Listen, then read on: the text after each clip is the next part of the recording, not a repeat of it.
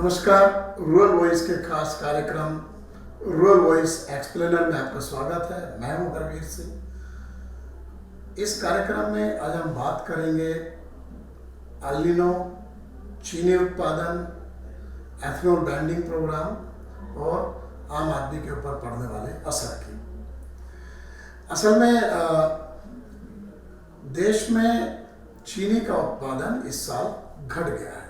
अगर हम बात करें अभी तक के जो ताज़ा आंकड़े चीनी उद्योग ने दिए हैं उसके हिसाब से 15 जून तक देश में 329.60 लाख टन का उत्पादन हुआ है, जो पिछले साल की इसी अवधि के मुकाबले 24,60,000 टन कम है।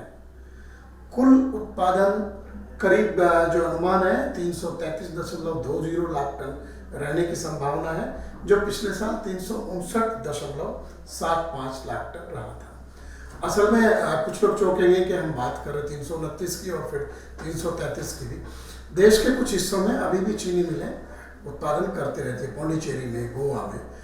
इसलिए कुल उत्पादन का जो उद्योग का अनुमान है वो हमने आपको बताया। अब सवाल उठता है कि इसका क्या असर है। इसका पहला असर तो ये है कि पिछले साल के मुकाबले जब उत्पादन गिरा तो हमने जो सरकार ने चीनी निर्यात की अनुमति दी थी, उसका जो कोटा जारी किया गया था उसको अब एक्सपोर्ट को बंद कर दिया है।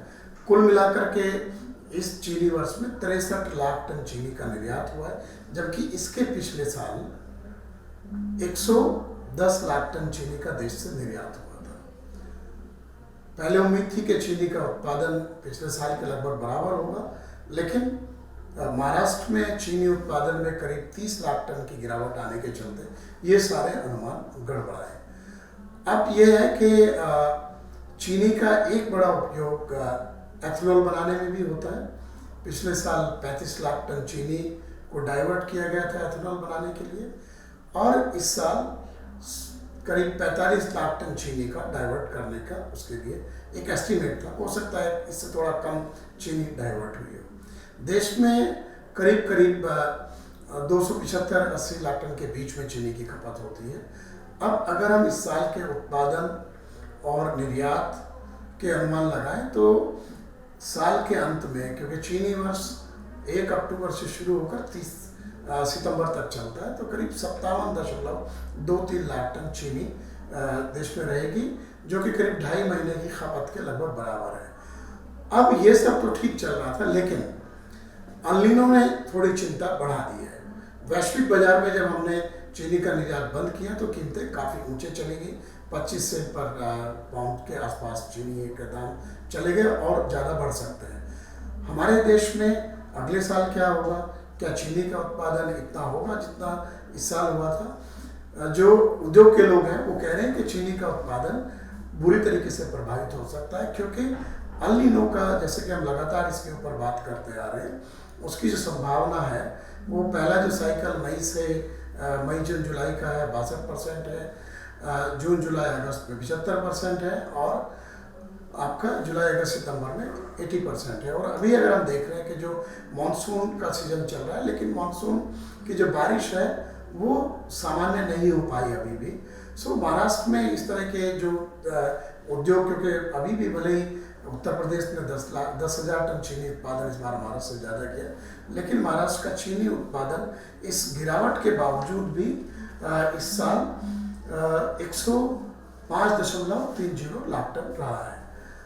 अब एल नीनो के चलते अगर बारिश कम होती है और जो हमारे रिजर्वायर हैं जिनमें से पानी सिंचाई के लिए जाता है वो भी सामान्य से काफ़ी नीचे हैं, उसमें अगर बारिश कम रहती है तो सिंचाई के लिए पानी कम मिलेगा और इसका सीधा असर चीनी उत्पादन पर पड़ेगा। पहले गन्ना उत्पादन घटेगा, उसके बाद चीनी उत्पादन घटेगा। अब इस तरीके की आशंका है कि अगर चीनी उत्पादन घटता है तो एक तो निर्यात की संभावना बहुत कम हो जाएगी। दूसरे, पहला सवाल आएगा कि क्या चीनी को एथेनॉल के लिए डाइवर्ट किया जाए? आने वाले दिनों में चीनी के दाम कैसे रहेंगे, इसके ऊपर बहुत कुछ निर्भर करेगा। और अगर वाकई उत्पादन घटता है तो फिर देश में चीनी के दाम बढ़ेंगे। वैश्विक बाजार में ऑलरेडी चीनी के दाम काफ़ी ज़्यादा है। ब्राज़ील, भारत और थाईलैंड चीनी के बड़े निर्यातक हैं दुनिया में।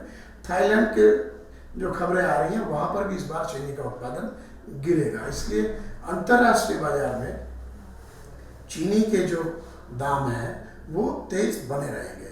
और अल नीनो ने जिस तरीके से बारिश को प्रभावित करने की आशंका है, 2000 में जब अल नीनो का इम्पैक्ट था तो हमें चीनी आयात करने की स्थिति में हम लोग पहुंच गए थे।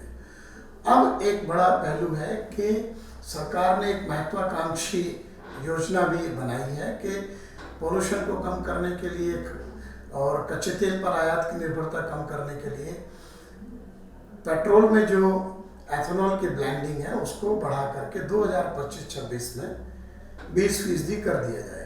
पहले इसके लिए जो डेडलाइन थी वो 2029-30 थी।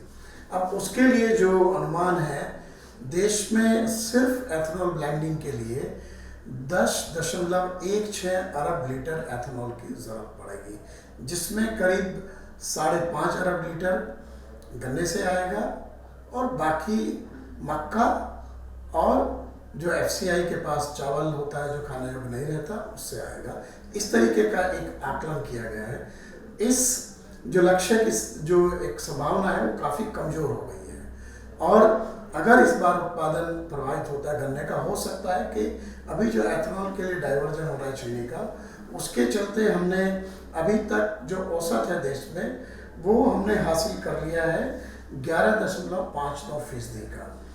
ये औसत है देश भर में। कुछ राज्यों में इससे ज़्यादा भी पहुंचा है एथेनॉल की ब्लेंडिंग, कुछ में इससे थोड़ा कम भी है। और अभी का जो एथेनॉल मार्केटिंग ईयर जो होता है, जो कंपनियों से एथेनॉल खरीदते हैं तेल कंपनियां, उसने 5.12 अरब लीटर के जो कॉन्ट्रैक्ट हैं वो चीनी मिलों के साथ किए हैं जो कि एथेनॉल का उत्पादन डिस्टिलरी के जरिए करती हैं। उसमें से काफ़ी बड़ी मात्रा की आपूर्ति भी हुई है। अब सवाल है कि अगर मामला गड़बड़ाता है गन्ने के उत्पादन का, तो एक तरफ चीनी की कीमतें बढ़ेंगी और उस स्थिति में जो राजनीतिक परिदृश्य है, क्योंकि सरकार कीमतों को नियंत्रित करने के लिए काफ़ी स्ट्रेटजी के साथ काम कर रही है। RBI भी काम कर रहा है। हमने गेहूं के निर्यात पर प्रतिबंध देखा, चावल के निर्यात को बहुत सुगम तरीके से संभव नहीं है। दूसरे दालों के ऊपर स्टॉक लिमिट्स वगैरह लगाई गई हैं। लगातार सरकार कोशिश कर रही है और इन्हीं चीज़ों में, क्योंकि खाद्यान्न जिसमें गेहूं और चावल और दाल और चीनी, ये बहुत महत्वपूर्ण खाद्य उत्पाद है। चीनी को महंगाई के मोर्चे पर काफ़ी सेंसिटिव रूप में देखा जाता है और सरकारें इसके चलते चीनी के निर्यात पर प्रतिबंध लगाती रही हैं और कीमतों को नियंत्रण करने के लिए तमाम सारे कदम उठाती हैं। और चीनी उद्योग और चीनी देश में सबसे ज़्यादा नियंत्रित क्षेत्र है अगर हम कहें तो उसको लेकर के, तो ये स्थिति बनकर के आ रही है। अब ऐसे में जो चीनी उद्योग के लोग हैं उनका मानना है कि जो ऑलरेडी काफ़ी बड़े इन्वेस्टमेंट के प्लान हैं एथेनॉल का एक्सपेंशन करने के लिए, अब उसमें थोड़ा शायद उनको झिझक हो रही है और अभी आने वाले दिनों में साफ होगा कि जो अल नीनो है वो कितना बड़ा असर डाल रही है। ये जो शब्द है दो, अल और नीनो जो है, अल नीनो आप जानते हैं कि पहले भी हमने जिक्र किया, जब प्रशांत महासागर में इसका अमेरिका के निचले हिस्से में वहाँ पर पेरू के आसपास जब समुद्र की सतह गर्म होती है तो वहाँ पर ज़्यादा बादल बनते हैं, वहाँ बारिश ज़्यादा होती है और जो इंडोनेशिया और ऑस्ट्रेलिया की तरफ का जो हिस्सा है प्रशांत महासागर का, वहाँ पर बारिश को प्रभावित करती है और ये हमारा जो दक्षिण पश्चिम मानसून है उसके ऊपर सीधे प्रतिकूल असर डालती है। तो इस बार ये स्थिति बन रही है। अभी आने वाले दिनों में हमें देखना पड़ेगा, क्योंकि एक चीज़ है, अगर अल नीनो का प्रभाव हमारे मानसून पर ज़्यादा आता है तो खरीफ का उत्पादन बुरी तरह प्रभावित होगा और उसके चलते जहां सरकार अभी गेहूं को लेकर के काफ़ी कदम उठा रही है, क्योंकि चावल का अधिकांश उत्पादन खरीफ में होता है। और अगर हम देखें अभी तक के जो आंकड़े, जैसे 16 जून तक के जो आंकड़े अभी सरकार ने दिए हैं बुआई के, उसमें चावल की रोपाई का जो क्षेत्रफल है वो कम हुआ है। और सिर्फ चावल नहीं, ये हमारी जो खरीफ की तिलहन फसलें हैं, जो दालें हैं, उन सब के ऊपर भी अगर बारिश कम होती है तो प्रतिकूल असर पड़ेगा। यहाँ हमने चीनी को केंद्रित करके बात की। दूसरे एथेनॉल को का जो प्रोग्राम है बहुत महत्वाकांक्षी है, उसके ऊपर चर्चा की। अभी की जो वस्तु स्थिति है वो बहुत सकारात्मक संकेत नहीं दे रही है। बाकी अभी हमें इंतज़ार करना होगा कि बारिश कैसी रहती है, लेकिन ये बात ज़रूर है कि इसका इम्पैक्ट एथेनॉल के ब्लेंडिंग के ऊपर आएगा अगर गन्ना उत्पादन घटता है तो, और चीनी उत्पादन पर आएगा, जो कि वैसे ही इस साल कम है, और चीनी निर्यात भी प्रभावित होगा। वैश्विक बाजार में दाम पहले से ही अधिक है, और ये बात सही है कि जो पिछले साल का भी जो चीनी उत्पादन कम हुआ है, उसमें जो एक्सट्रीम वेदर इवेंट्स हैं जिसे क्लाइमेट चेंज के रूप में देखा जा रहा है, उसका असर उद्योग ने कहा था, उसके चलते महाराष्ट्र में उत्पादन कम हुआ है। तो हम मौसम पर जो हमारी निर्भरता है कृषि उत्पादन में, उसमें मानसून एक सबसे अहम एक प्रक्रिया होती है। अब ये देखना पड़ेगा कि आने वाले दिन किस तरीके के रहेंगे।